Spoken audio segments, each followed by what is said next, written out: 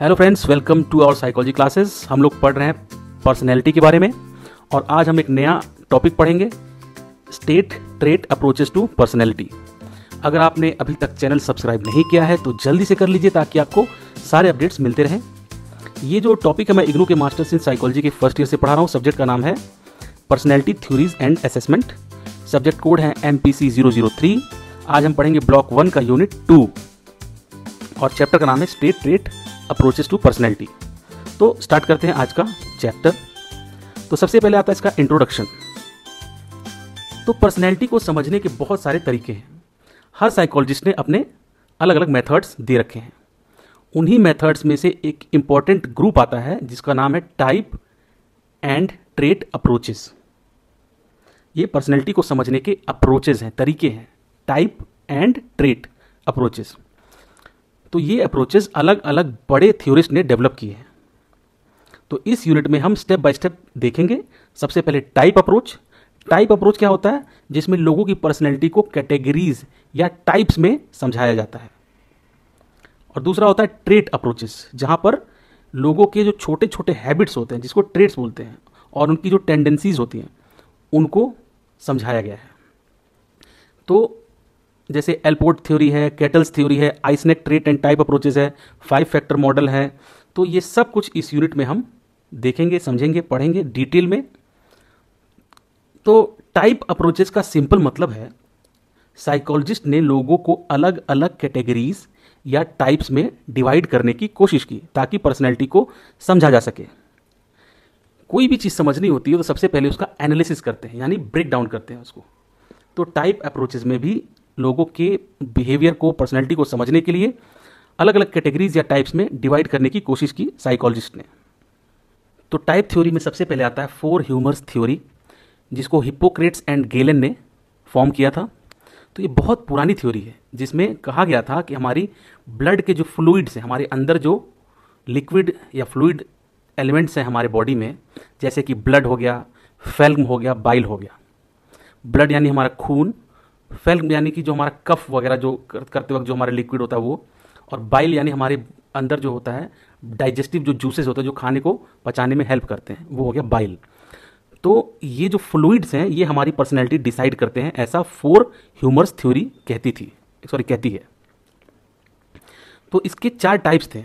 सबसे पहला था सैंग्विन, यानी ब्लड ज़्यादा वाले लोग। तो ये कहते थे जिनके अंदर सैंग्विन या ब्लड ज़्यादा है वो लोग चीयरफुल होते हैं, एक्टिव होते हैं और हमेशा एनर्जेटिक रहते हैं। दूसरा था फेल्गमेटिक। फेल्गमेटिक का मतलब होता है सुस्ती, जिनमें फेल्म ज़्यादा है, यानी कफ वाला जो फ्लूइड है वो ज़्यादा है। तो ऐसे लोग जिनमें फेल्म ज़्यादा है वो लोग काम होते हैं, स्लो होते हैं, रिलैक्स्ड होते हैं। तीसरा था मेलनकोलिक, जिनमें ब्लैक बाइल ज़्यादा होता है। तो बाइल क्या है? जो डाइजेस्टिव जूसेस होते हैं। तो जिनमें ब्लैक बाइल ज़्यादा होता है उनको कहते थे कि सैड होते हैं ऐसे लोग, दुखी, थॉटफुल, सोचते रहते हैं, सीरियस टाइप के लोग होते हैं। और चौथा था कोलेरिक, जिनमें येलो बाइल ज़्यादा होता था। तो जिनमें येलो बाइल ज़्यादा होता है वो लोग को क्या बोला गया? कोलेरिक, यानी इरिटेबल होते हैं, बहुत जल्दी इरिटेट होते हैं, एक्साइटेबल होते हैं, बहुत जल्दी एक्साइटेड हो जाते हैं, और गुस्सा बहुत जल्दी इनको आता है। तो ये बहुत पुरानी थ्योरी है, तो उस समय पे बहुत ज़्यादा जानकारी नहीं थी, तो इसके हिसाब से, ब्लड के फ्लूइड के हिसाब से लोगों ने सोचा कि पर्सनैलिटी इसी तरीके से होती है।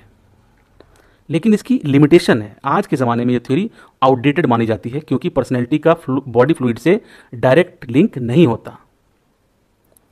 तो ये थ्योरी आउटडेटेड थ्योरी है, लेकिन जानना ज़रूरी है कैसे कैसे शुरुआत होती है। लोग जानने की इच्छा करते हैं और धीरे धीरे ज़्यादा क्लोज आते हैं रियलिटी के।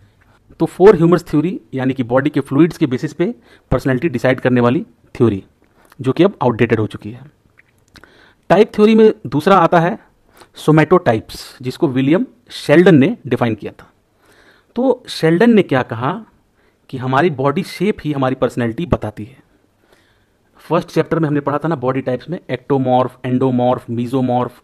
तो ये वही बात कर रहे हैं। तो शेल्डन ने क्या कहा कि 3 तरह की हमारी बॉडी होती है, 3 तरह की बॉडी होती है सभी लोगों में। एक्टोमॉर्फ यानी जो लोग पतले होते हैं, थिन होते हैं, वो इंट्रोवर्टेड होते हैं, पतले होते हैं, लंबे होते हैं, ऐसा समझें। तो ऐसे लोग जो इंट्रोवर्टेड होते हैं, अंदर ही अंदर बातें रखते हैं, इंटेलेक्चुअल होते हैं, बहुत दिमागदार होते हैं, और शाई होते हैं। तो ये हो गया एक्टोमॉर्फ, यानी जो पतला है, लंबा है, वो इस तरीके का होगा। एंडोमॉर्फ थ्योरी इनकी कहती थी कि जो लोग राउंड होते हैं, गोल मटोल होते हैं, हेल्दी होते हैं थोड़े, वो लोग बहुत ज़्यादा सोशल होते हैं, रिलैक्स्ड होते हैं और फ्रेंडली होते हैं।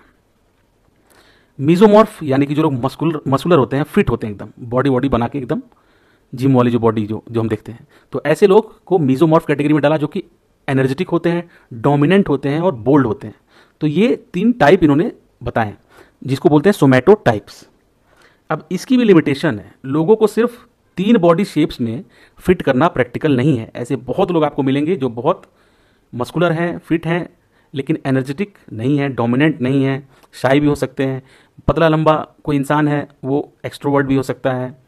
तो 3 जो बॉडी शेप्स में फिट करना प्रैक्टिकल नहीं है सभी लोगों को। तो रियलिटी में पर्सनैलिटी बहुत ज़्यादा कॉम्प्लेक्स होती है, इतनी आसान नहीं है कि फ्लूइड, हमारे बॉडी के फ्लूइड के बेसिस पे या फिर हमारी बॉडी कैसे, फिजिकल अपीयरेंस कैसा, उसके बेसिस पे हम पर्सनैलिटी डिफाइन कर दें। तो ये भी जो है प्रैक्टिकल एक्सप्लेनेशन नहीं है।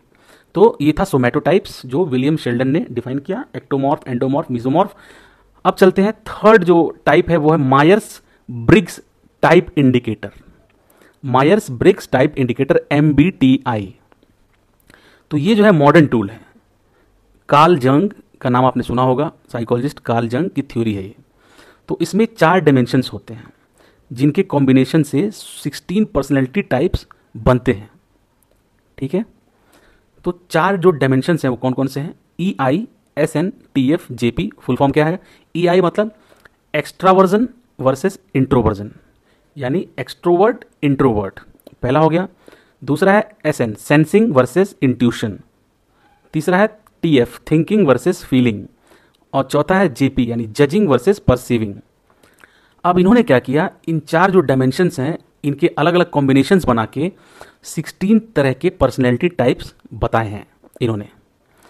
तो जैसे कि ESFP जो हमने पढ़ा था अभी, शॉर्ट फॉर्म, E यानी एक्सट्रोवर्ट, S यानी सेंसिंग, F यानी फीलिंग और P यानी परसीविंग। जिनके अंदर ESFP है तो वो लोग आउटगोइंग होंगे, प्रैक्टिकल होंगे और फ्रेंडली होंगे। तो इस तरीके से इसको समझा जाता है, लेकिन इसकी भी लिमिटेशन है। तो MBTI यानी मायर्स ब्रिग्स टाइप इंडिकेटर्स जो हैं, लोगों को फिक्स्ड बॉक्सेस में डाल देता है, जबकि रियलिटी में लोग एक स्पेक्ट्रम पर होते हैं। स्कोर्स को रिजिडली टाइप्स में कन्वर्ट करना हमेशा सही नहीं होता। तो बहुत से लोगों के ऊपर जो है ये थ्योरी काम नहीं करेगी। तो टाइप अप्रोचेस ने हमें एक बेसिक फ्रेमवर्क दिया। इससे धीरे धीरे लोगों के अंदर जानने की इच्छा हुई कि पर्सनैलिटी क्या होती है, कैसे उसको डिफाइन कर सकते हैं। तो पर्सनैलिटी को समझने में टाइप अप्रोचेस से बहुत मदद मिली, एक शुरुआत मिली। लेकिन उनकी सबसे बड़ी प्रॉब्लम ये है कि वो लोगों को कैटेगरीज में फिट करने की कोशिश करते हैं।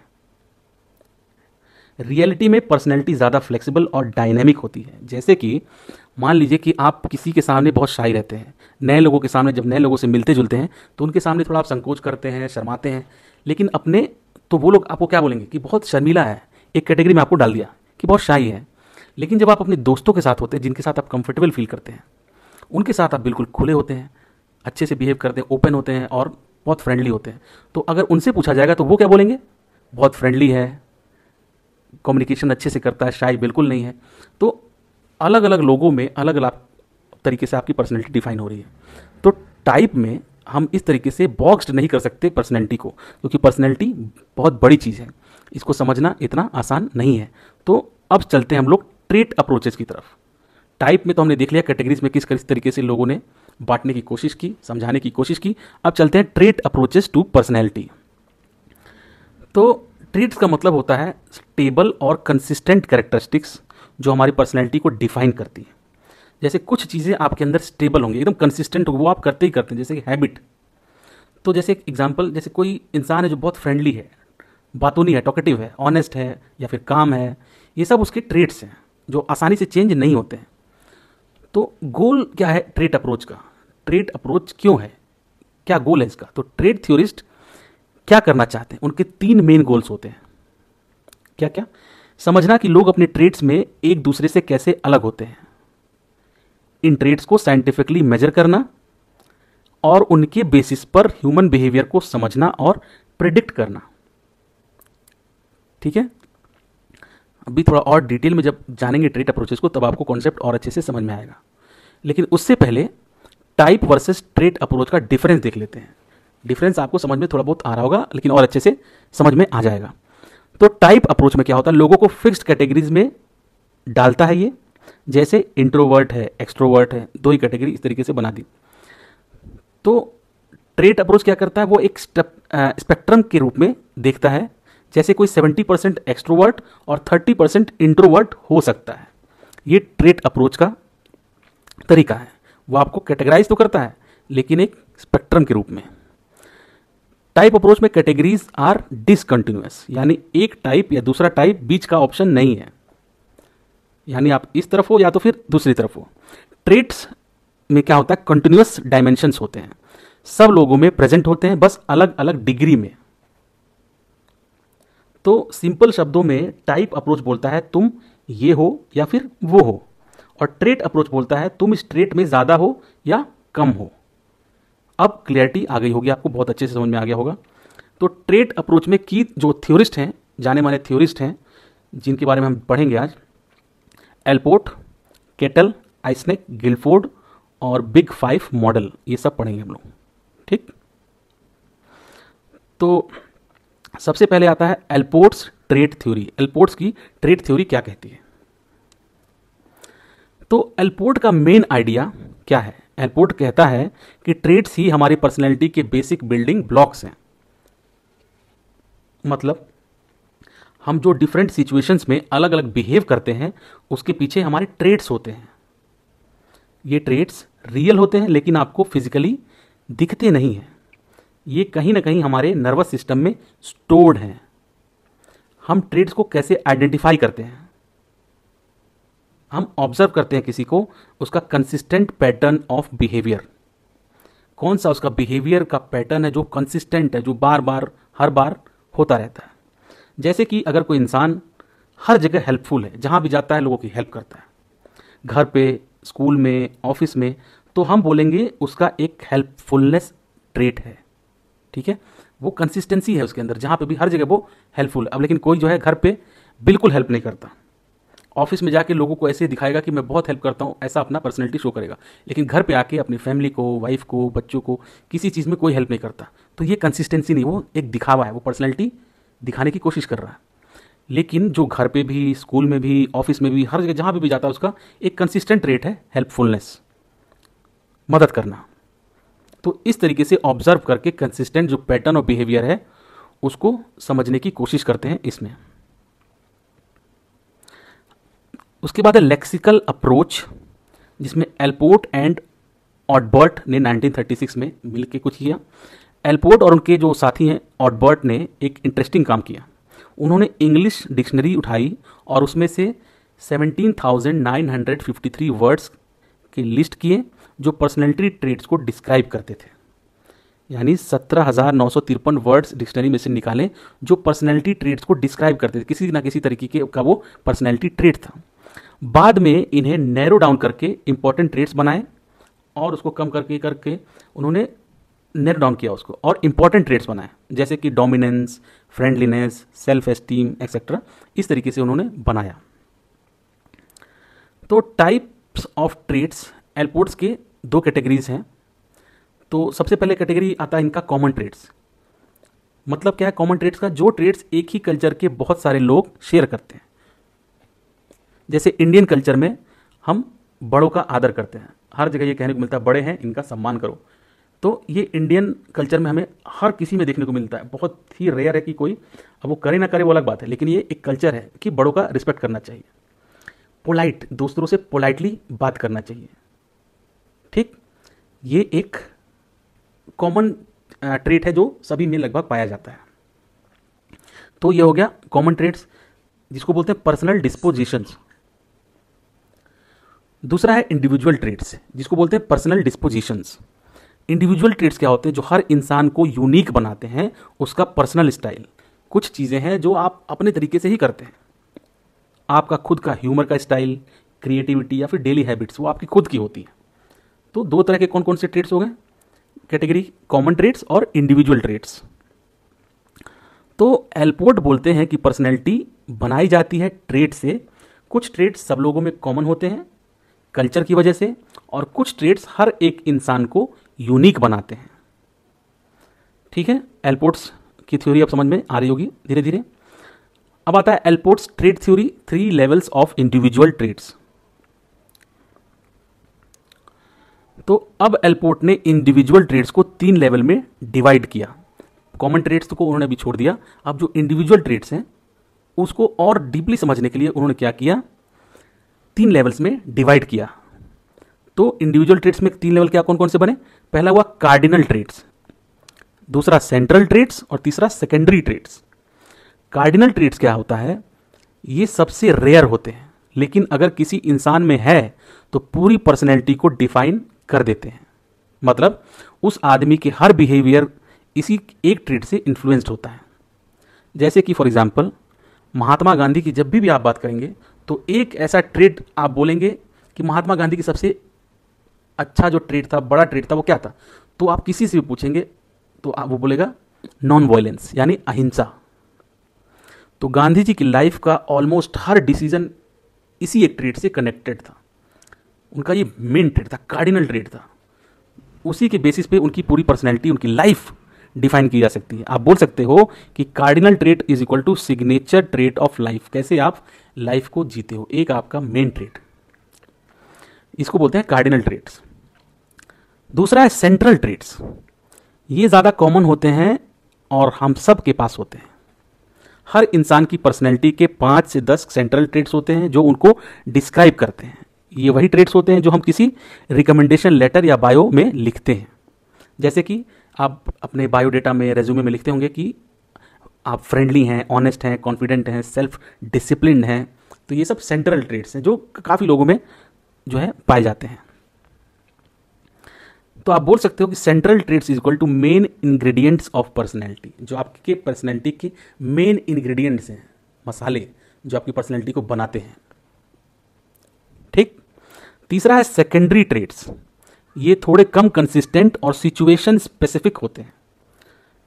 मतलब हर जगह ये ट्रेट्स नहीं दिखते, सिर्फ कुछ कंटेक्स्ट में ही निकल के आते हैं। जैसे कि फूड प्रेफरेंसेस, जैसे कि स्पाइसी फूड खाना आपको पसंद है, ठीक है, ड्रेसिंग स्टाइल या किसी स्पेशल टॉपिक के लिए एटीट्यूड।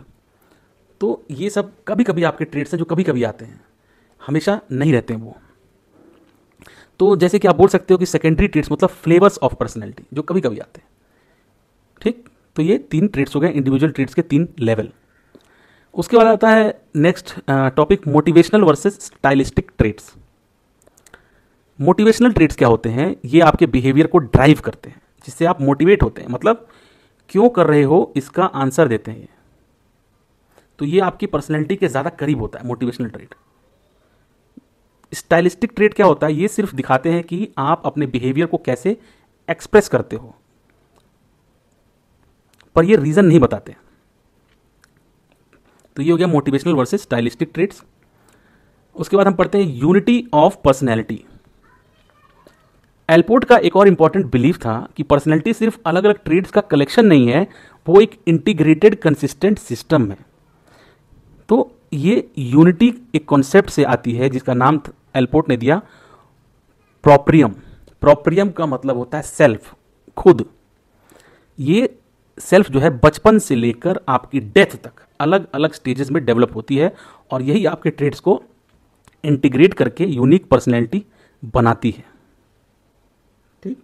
तो ये एक इंटीग्रेटेड कंसिस्टेंट सिस्टम के रूप में इन्होंने देखने की कोशिश की थी पर्सनैलिटी को, जिसको नाम दिया यूनिटी ऑफ पर्सनैलिटी। अलग अलग ट्रेट्स मिल मिल के एक यूनाइट हो जाते हैं। ठीक है। तो ये था एलपोर्ट का सारा थ्योरी। तो अब चलते हैं हम लोग कैटल्स ट्रेट अप्रोच 1950। ये क्या बोलते हैं उसको समझने की कोशिश करते हैं। तो कैटल की थ्योरी को समझते हैं। तो इनका क्या मानना था कि पर्सनैलिटी को समझना और प्रिडिक्ट करना पॉसिबल है अगर हम उसके ट्रेट्स का पैटर्न देखें। ट्रेट्स को तो देख ही रहे हैं, उसका पैटर्न देखें। तो कैटल ने क्या कहा, traits is equal to permanent और ब्रॉड रिएक्शन टेंडेंसीज होती है। ये मतलब ये वो basic building blocks of personality हैं जो हर जगह आपके बिहेवियर को इन्फ्लुएंस करती हैं। ठीक। अब जो है सबसे पहले वो बताते हैं surface trait versus source trait. Surface trait क्या होता है? सरफेस यानी ऊपरी लेयर। तो सरफेस ट्रेट्स क्या बोले इन्होंने, ये ऐसे ट्रेट्स हैं जो डायरेक्टली ऑब्जर्व किए जा सकते हैं, मतलब जो आपको दिख जाते हैं किसी इंसान के बिहेवियर में। जैसे कोई काइंड है तो उसकी काइंडनेस आपको दिख जाती है, बहुत दयालु है। कोई ऑनेस्ट है, अरे ये तो बहुत ईमानदार है, हेल्पफुल है, जेनरस है, तो ये आपको देख के पता चल जाता है। आप उसकी एक्शंस को देख के आप ये पता लगाते हो। तो ये सरफेस ट्रेट है। ये एलपोर्ट के सेंट्रल ट्रेट्स के काफ़ी सिमिलर है, यानी एलपोर्ट ने जो सेंट्रल ट्रेट बोला था उसी के आसपास है सरफेस ट्रेट। तो अगर कोई इंसान फ्रेंडली है तो उसका बिहेवियर अक्सर हेल्पफुल, चेयरफुल और केयरिंग होगा, ऐसा ये बोलते हैं। तो सरफेस ट्रेट यानी दिखने वाली क्वालिटीज़, वो हैबिट्स, वो चीज़ें जो आपकी दिखती हैं, बाहर से दिख सकती हैं। सोर्स ट्रेट क्या होता है? ये ज़्यादा डीप और हिडन फैक्टर्स होते हैं जो सरफेस ट्रेट को जन्म देते हैं। इनको आप डायरेक्टली ऑब्जर्व नहीं कर सकते, लेकिन इनकी वजह से सरफेस ट्रेट साथ साथ दिखते हैं। ये कम होते हैं नंबर में, लेकिन ज़्यादा पावरफुल प्रेडिक्टर्स होते हैं बिहेवियर के। जैसे इंटेलिजेंस आप देख नहीं सकते, एक सोर्स ट्रेट है। इसके डिफरेंट लेवल की वजह से लोग अलग अलग तरह के बिहेवियर दिखाते हैं। तो सोर्स ट्रेट को आप बोल सकते हैं रूट्स ऑफ पर्सनैलिटी, जो दिखाई नहीं देते पर बिहेवियर को शेप करते हैं। उसके बाद आता है कैटल 16 पर्सनैलिटी फैक्टर्स, जिसको 16 PF बोलते हैं। ये आप जब प्रैक्टिकल वगैरह करेंगे अपना, तो वहाँ पे भी आपको ये करने को मिलेगा। 16 PF पे प्रैक्टिकल ज़रूर आता है। तो कैटल्स की 16 पर्सनैलिटी फैक्टर्स जो है, कैटल ने रिसर्च करके 23 सोर्स ट्रेट आइडेंटिफाई किए थे। उनमें से उन्होंने 16 को डिटेल में स्टडी किया और इसी से बना 16 पर्सनैलिटी फैक्टर, क्वेश्चनेयर 16 PF भी जिसको कहते हैं। तो ये साइंटिफिक टूल है, इसको लोग यूज़ करते हैं पर्सनैलिटी डिफाइन करने के लिए, बताने के लिए, समझने के लिए। आप भी आगे पढ़ेंगे इसको, और आप जब ये प्रैक्टिकल करेंगे तो आपको एग्जैक्टली समझ में आएगा कितना इंपॉर्टेंट टूल है। तो 16 PF जो है, ये एक साइंटिफिक टूल है जो आज भी पर्सनैलिटी टेस्टिंग में यूज़ होता है। ये क्या करता है? 16 ट्रेट्स इंसान के मेजर डायमेंशंस ऑफ पर्सनैलिटी को मेजर करता है, जैसे emotional stability, dominance, reasoning, sensitivity, vigilance etcetera.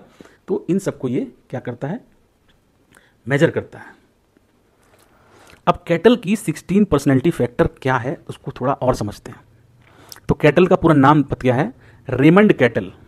तो आप एक चीज़ देख रहे होंगे कि मैंने सारे जो साइकोलॉजिस्ट हैं सबकी फ़ोटोग्राफ्स और उनके नाम भी लिख रखे हैं आपके सामने, ताकि आप उनको देख सकें, पहचान सकें कि ये वो साइकोलॉजिस्ट हैं, वो लोग हैं जिन्होंने इतनी मेहनत की और डिस्कवर किए ऐसे ऐसे मेथड्स जिससे आज हम पर्सनैलिटी को, बिहेवियर को समझ सकते हैं। तो इनको जानना, देखना भी बहुत ज़रूरी है। तो कैटल का पूरा नाम क्या है? Raymond cattle. रेमंड कैटल ने बोला कि इंसान की पर्सनैलिटी को समझने के लिए हमें उसके सोर्स ट्रेट्स देखने चाहिए। उन्होंने रिसर्च करके 16 इंपॉर्टेंट फैक्टर्स आइडेंटिफाई किए जो एक इंसान की पर्सनैलिटी का कोर होते हैं, सेंटर होते हैं। अब ये 16 जो फैक्टर्स हैं वो क्या क्या हैं, उनको एक एक करके समझते हैं, थोड़ा जल्दी जल्दी समझेंगे। तो सबसे पहला है रिजर्व वर्सेस आउटगोइंग। तो दो तरीके से बांटे इन्होंने। पहला रिजर्व यानी चुप रहने वाले, ज़्यादा बातें ना करने वाले। आउटगोइंग यानी जो सोशल हैं, फ्रेंडली हैं, सबसे बात करने वाले। Opposite reserve versus outgoing, less intelligent versus more intelligent. तो ये जो फैक्टर्स हैं, आपको जो क्वेश्चन रहता है उसमें जब आप उसके आंसर फिल करेंगे तो इसी में से निकल के उसकी एक पर्सनैलिटी डिफाइन होकर बनती है। तो less intelligent versus more intelligent, emotional versus stable, यानी जो इमोशनल है जल्दी अपसेट हो जाता है, मूड स्विंग होता है। दूसरी तरफ एक स्टेबल है जो काम है, कंपोज्ड है, स्ट्रेस को हैंडल करने वाला है। फिर आता है humble versus assertive, sober versus happy go lucky, expedient versus consensus, shy versus venturesome, tough minded versus tender minded, trusting versus suspicious, practical versus imaginative, forthright shrewd, placid apprehensive, conservative experimenting, group tied self sufficient, casual controlled, relaxed tense. तो ये जो है 16 जो है factors उन्होंने निकाले, जिसके basis पे उन्होंने पर्सनैलिटी को समझने के लिए साइंटिफिकली जो है एक टूल बनाया, और उससे हम पर्सनैलिटी को आज भी टेस्ट करते हैं और समझने की कोशिश करते हैं।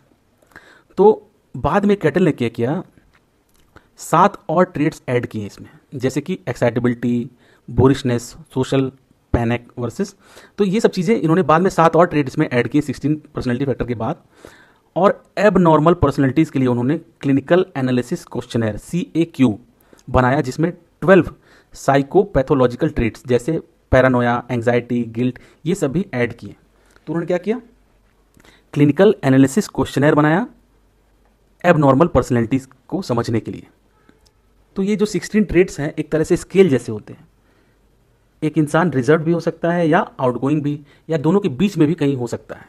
तो आप जब स्केल पे अपने आप को देखेंगे तो आपको अपना पर्सनैलिटी एग्जैक्ट समझ में आएगा, आप कहाँ पे लाइक करते हैं, कितने आउटगोइंग हैं या फिर कितने रिजर्व्ड हैं।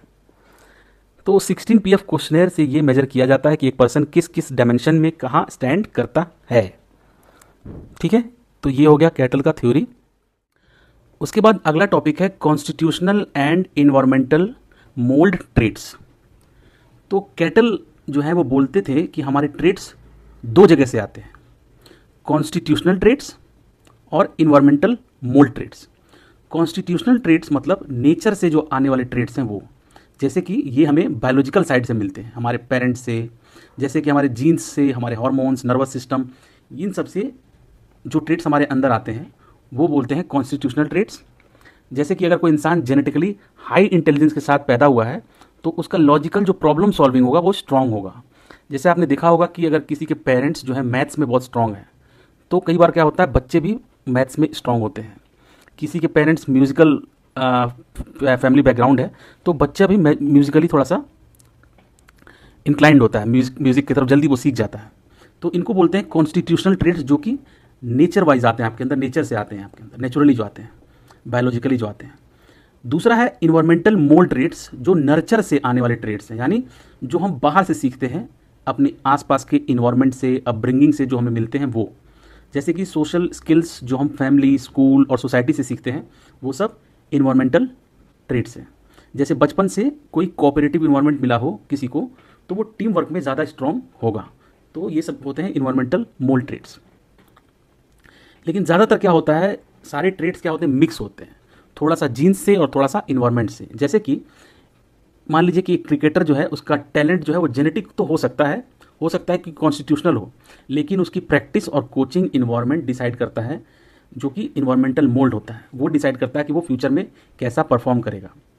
तो आपको जेनेटिकली कुछ एबिलिटीज़ मिल सकती हैं, लेकिन उसको आप रिफाइन करते हैं तब जाके आप लाइफ में आगे बढ़ते हैं। उसके बाद एक और कॉन्सेप्ट है मावा, मल्टीपल एब्स्ट्रैक्ट वेरिएंस एनालिसिस। तो कैटल ने एक मेथड बनाया जिसमें फैमिलीज़ को स्टडी किया जाता था, कभी एक साथ रहते हुए और कभी अलग अलग। तो इसे समझने की कोशिश की गई कि कौन से ट्रेड्स नेचर यानी हेरिडिटी से आते हैं और कौन से नर्चर इन्वायरमेंट से। तो इसको बोलते थे मल्टीपल एब्स्ट्रैक्ट वेरिएंस एनालिसिस, मावा। ठीक है, तो अब चलते हैं आगे और आता है ability, temperament and dynamic traits. ये क्या है, तो कैटल ने क्या किया, कैटल ने ट्रेड्स को और डिटेल में डिवाइड किया 3 कैटेगरीज में। तो कैटल ने काफ़ी जो है आगे डिटेलिंग करते गए हैं, मतलब ब्रेक डाउन करते गए हैं 16 PF से, फिर और 3 कैटेगरीज बनाई, फिर और 3 कैटेगरीज, अभी ability, temperament and dynamic traits. तो एबिलिटी ट्रेड्स क्या होते हैं, ये वो स्किल्स हैं जो हमें गोल्स अचीव करने में हेल्प करती हैं, जैसे कि intelligence, memory, problem solving ability. तो जैसे एक स्टूडेंट का हाई इंटेलिजेंस उसे मैथ प्रॉब्लम इजीली सॉल्व करने में मदद करता है। तो ये एबिलिटी ट्रेड्स हैं, क्या क्या आपके अंदर हुनर है, एबिलिटी है। दूसरा है टेम्परामेंट ट्रेड्स, ये हमारे स्टाइल ऑफ बिहेवियर को दिखाते हैं, मतलब हम कैसे काम करते हैं, जैसे कि काम रहना, मूडी होना, इरिटेट होते हैं जल्दी या नहीं, एनर्जेटिक रहते हैं नहीं। तो जैसे 2 लोग एक ही प्रोजेक्ट पे काम कर रहे हैं, एक जो है बहुत पेशेंटली और काम रहकर काम करता है, दूसरा जो है जल्दी इरिटेट हो जाता है। तो ये टेम्परामेंट ट्रेड्स में आता है। थर्ड है डायनामिक ट्रेड्स, ये सबसे इंटरेस्टिंग पार्ट है। ये वो फोर्सेस या मोटिवेशन है जो हमें एक्शन लेने पर मजबूर करते हैं। ये 3 टाइप के होते हैं जो डायनामिक ट्रेड्स होते हैं, एटीट्यूड, अर्ग्स और सेंटीमेंट्स। एटीट्यूड यानी सरफेस लेवल मोटिव्स, ये जो है एक स्पेसिफिक सिचुएशन के लिए होते हैं एटीट्यूड्स। एग्जाम्पल, जैसे कि कोई बोले I like cricket, I hate maths, तो ये बताते हैं कि आप किस चीज़ के टूवर्ड्स पॉजिटिव या नेगेटिव हो, आपका एटीट्यूड कैसा है किस चीज़ के प्रति। और ये सरफेस लेवल मोटिव्स होते हैं, ऊपरी ऊपरी। अर्ग्स जो होते हैं इनबॉर्न ड्राइव्स होती हैं, ये बायोलॉजिकली हमें मिलते हैं, नेचुरल अर्जेस, ठीक है, जैसे कि hunger, sex drive, curiosity, protectiveness, ये सब हमें बायोलॉजिकली मिलते हैं। जैसे एक बच्चा नेचुरली क्यूरियस होता है अपने टॉयज़ को तोड़ के देखने में कि इसके अंदर है क्या, तो ये अर्जेस हो गए। थर्ड है सेंटीमेंट्स, ये लर्नड सोशल मोटिव्स होते हैं, ये हम सोसाइटी और अपब्रिंगिंग से सीखते हैं, जैसे कि देशभक्ति, लॉयल्टी अपनी क्रिकेट टीम के प्रति, अपने देश के प्रति, अपने रिलीजन के प्रति रिस्पेक्ट, तो ये सब हम अपने आसपास के माहौल से, सोशल अपब्रिंगिंग से, ये सब चीज़ें सोसाइटी से सीखते हैं। तो ये 3 चीज़ें हैं डायनेमिक ट्रेट्स में, एटीट्यूड, अर्जेस और सेंटीमेंट्स। अब चलते हैं हम लोग Eysenck type trait approach to personality. Hans Eysenck ने पर्सनैलिटी को मेनली जेनेटिक यानी हेरिडिटरी माना। ये कहते थे कि पर्सनैलिटी जो है मेनली जेनेटिक होती है, जीन से आती है, हेरिडिटरी होती है, और इन्वायरमेंट का रोल कंपैरेटिवली छोटा होता है। उन्होंने एक हायरार्किकल मॉडल बनाया जिसमें पर्सनैलिटी के छोटे से छोटे यूनिट यानी रिस्पॉन्स से लेकर सबसे ब्रॉड टाइप्स तक एक्सप्लेन किया। तो हायरार्की ऑफ पर्सनैलिटी में आता है specific responses, habits, traits, types. Specific responses यानी कि सिंगल एक्शन, जैसे एक बार किसी से बात करना, जो काम आप एक बार करते हैं। हैबिट यानी रिपीटेड रिस्पॉन्सेस, जो आप रोज बार बार करते हैं। ट्रेट्स यानी क्लस्टर ऑफ रिलेटेड हैबिट्स, ढेर सारी हैबिट्स का एक गुच्छा, क्लस्टर, जैसे कि सोशेबिलिटी, एक्टिवनेस, लाइवलीनेस, ये सब एक क्लस्टर ऑफ हैबिट्स है। बहुत सारे हैबिट्स मिलके ये चीज़ बनाती हैं, तो ये हो गया ट्रेट्स। फोर्थ है टाइप्स यानी कि सुपर फैक्टर, सबसे broad categories, cluster of traits. Traits का भी जो क्लस्टर होता है वो होता है टाइप्स, जैसे कि एक्स्ट्रावर्ट, एक्सट्रोवर्ट, न्यूरोटिसिज्म, साइकोटिसिज्म, तो ये सब ट्रेट से मिलके बनता है टाइप्स। तो सिंगल जो एक्शन हो गया वो गया स्पेसिफिक रिस्पॉन्सेज, जो अभी कभी कभी आप करते हैं। हैबिट्स क्या हो गए, जो आप बार बार करते हैं, डेली करते हैं, अक्सर करते हैं। ट्रेट्स क्या हो गए, हैबिट्स का एक क्लस्टर हो गया, और टाइप्स क्या हो गए, ट्रेट्स का क्लस्टर हो गया। तो ये सुपर फैक्टर हो गया। तो आइसनेक क्या कहते हैं, मेजर डायमेंशंस ऑफ पर्सनैलिटी क्या है, तो आइसनेक की थ्योरी कहती है एक्स्ट्रावर्जन वर्सेस इंट्रोवर्जन, वही सेम जो हमने कैटल में पढ़ा था। तो एक्सट्रोवर्ट जो होते हैं, एक्स्ट्रावर्ट सोशेबल होते हैं, आउटगोइंग होते हैं, एक्साइटमेंट लविंग होते हैं। इंट्रोवर्ट जो होते हैं वो क्वाइट होते हैं, रिफ्लेक्टिव होते हैं। Extraversion versus introversion. दूसरा है न्यूरोटिसिज्म वर्सेस स्टेबिलिटी, यानी हाई न्यूरोटिसिज्म यानी जो लोग एंक्सियस जल्दी होते हैं, इमोशनली अनस्टेबल होते हैं। दूसरे होते हैं स्टेबल, जो काम होते हैं, इमोशनली बैलेंस्ड होते हैं। और तीसरा है साइकोटिसिज्म वर्सेस इम्पल्स कंट्रोल, जो साइकोटिक होते हैं, जो बहुत गुस्से में जल्दी आ जाते हैं, एंटी सोशल होते हैं, इंटेंसिव होते हैं। और दूसरी तरफ लो साइकोटिसिज्म होते हैं, जो एम्पैथेटिक होते हैं, काइंड होते हैं, वार्म होते हैं, कंट्रोल होते हैं। तो ये 3 डायमेंशंस के बेस पर उन्होंने आइसनेक पर्सनैलिटी क्वेश्चनर यानी EPQ डेवलप किया। ठीक है, अब कुछ सपोर्टिंग थ्योरीज हैं। तो सबसे पहले आती इनहिबिशन थ्योरी, जिसमें एक्स्ट्रावर्ट्स और इंट्रोवर्ट्स को बताया गया है। तो एक्स्ट्रावर्ट्स मतलब स्ट्रॉन्ग इनहिबिशन, इसलिए उन्हें ज़्यादा स्टिमुलेशन चाहिए, जैसे पार्टीज चाहिए, एडवेंचर चाहिए, न्यू फ्रेंड्स उनको बनाने होते हैं। तो ये एक्स्ट्रावर्ट्स लोग होते हैं। इंट्रोवर्ट्स क्या होता है, वीक इनहिबिशन, ये सेंसिटिव लोग होते हैं। ये लोग ज़्यादा काम एक्टिविटीज़ यानी शांति प्रिय जो लोग होते हैं वो होते हैं। रीडिंग करना पसंद होता है इन्हें, चेस खेलना पसंद होता है। तो ये इंट्रोवर्ट्स हो गए। इनहिबिशन थ्योरी के बाद आता है अराउजल थ्योरी। ये जो इनहिबिशन थ्योरी थी ये इनिशियल एक्सप्लेनेशन था, शुरू में उन्होंने बताया था, बाद में उन्होंने अराउजल थ्योरी बताई, जिसमें लेटर बायोलॉजिकल एक्सप्लेनेशन आता है। तो उन्होंने बताया बिहेवियर डिफरेंस का जो लिंक ARAS यानी ascending reticular activating system in brain जो होता है वो बताया। यानी इंट्रोवर्ट्स होते हैं नेचुरली हाई अराउजल होता है, अवॉइड एक्स्ट्रा स्टिमुलेशन, और एक्स्ट्रावर्ट जो होते हैं नेचुरली लो अराउजल होता है, यानी seek simulation to feel balanced, वो लोग बैलेंस्ड फील करना चाहते हैं जो एक्स्ट्रावर्ट्स होते हैं। और न्यूरोटिसिज्म के बारे में बोलते हैं related to visceral brain, limbic system, amygdala, hippocampus, hypothalamus. तो हाई न्यूरोटिसिज्म माने कि माइल्ड स्ट्रेस पे भी स्ट्रॉन्ग रिएक्शन वो लोग करते हैं। जो न्यूरोटिक लोग होते हैं, थोड़ा सा भी स्ट्रेस होता है तो उस पर बहुत ज़्यादा रिएक्शन वो लोग करते हैं। तो ये सपोर्टिंग थ्योरीज हैं जो आइसनेक ने बनाई थी उसके बेसिस पर। अब आता है गिलफोर्ड ट्रेट थ्योरी। तो गिलफोर्ड का कोर आइडिया क्या है पहले वो समझते हैं। तो गिलफोर्ड कहते हैं पर्सनैलिटी क्या होता है, unique patterns of traits, unique pattern of traits. Personality होती है unique pattern of traits. Trait क्या होता है, stable way in which one person differs from another.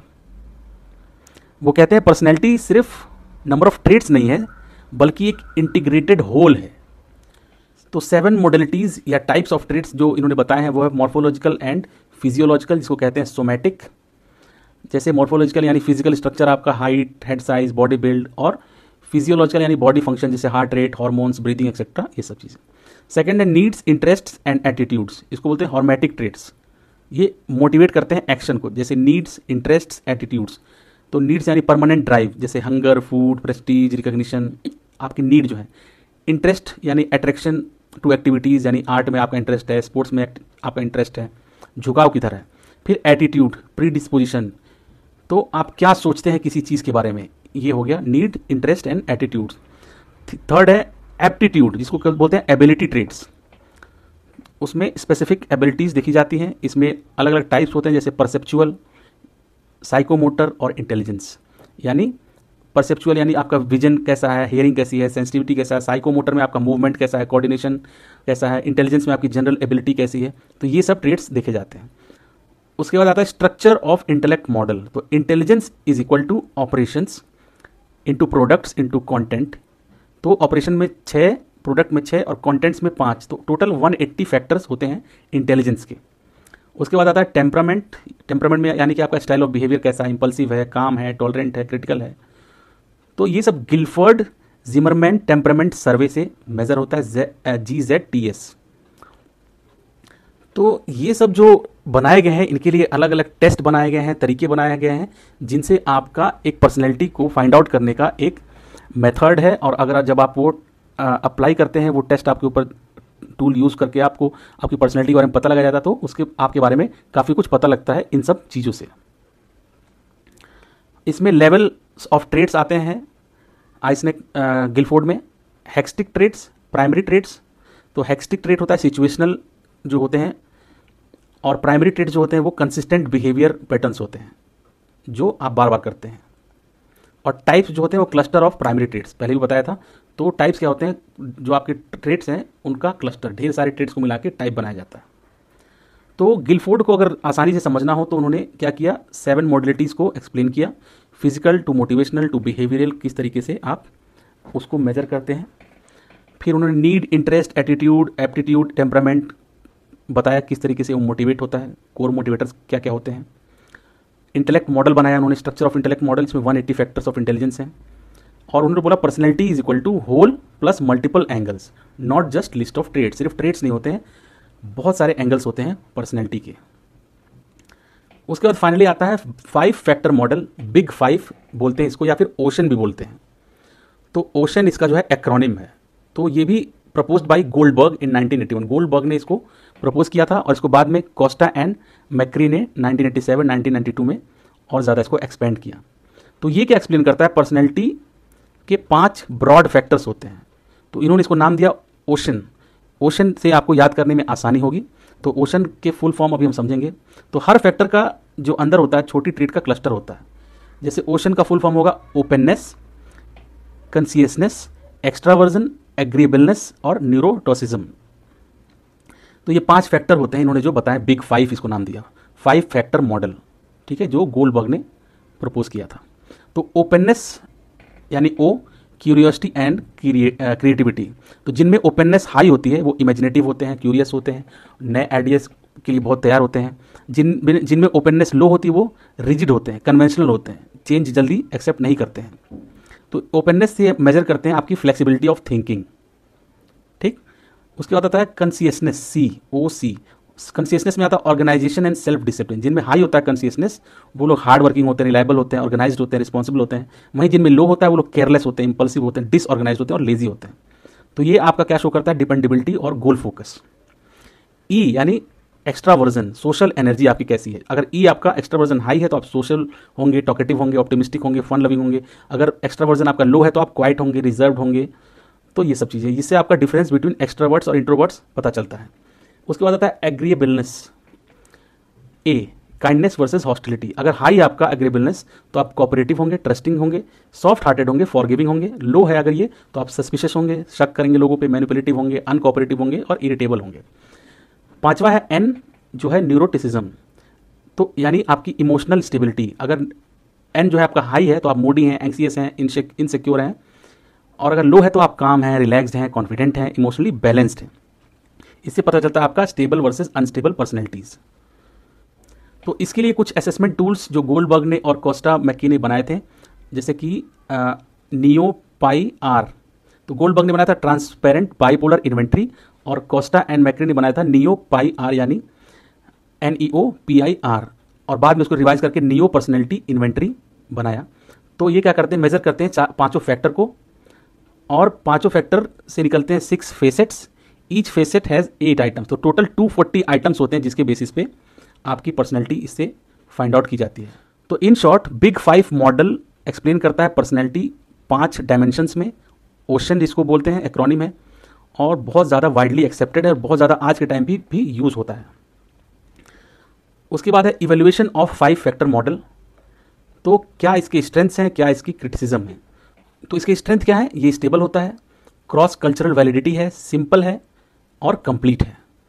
Criticism में क्या है इसका, ये डिस्क्राइब करता है लेकिन एक्सप्लेन नहीं करता, यानी बताता है क्या पर्सनैलिटी है बट क्यों है और कैसे डेवलप हुई उसका आंसर नहीं देता, ये इसका कुछ क्रिटिसिज्म है।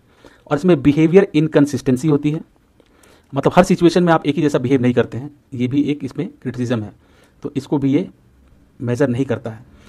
थर्ड है पर्सन सिचुएशन डिबेट, यानी इसमें पर्सन और किस सिचुएशन में कैसा वो रिएक्ट करेगा इसका इसमें डिबेट चलता रहता है। तो इन शॉर्ट बिग 5 जो ओशन है most widely accepted modern trade theory है, ईजी है, रिलायबल है, यूनिवर्सल फ्रेमवर्क है, पर्सनैलिटी को डिस्क्राइब करती है लेकिन फुल्ली एक्सप्लेन नहीं करती उसके कॉजेस को, पर्सनैलिटी के कॉजेस को। उम्मीद करता हूँ कि आपको एकदम अच्छे से समझ में आ जाएगा। अगर आपको इसके नोट्स चाहिए तो आप मेरी मेल ID pxmonks@gmail.com पर मेल करके मुझसे आप नोट्स ले सकते हैं, और कमेंट्स में आपको कुछ पूछना है तो आप पूछ सकते हैं, मैं आपको उसके आंसर ज़रूर करने की कोशिश करूँगा। मेरे वीडियो को लास्ट तक देखने के लिए आपका बहुत बहुत धन्यवाद।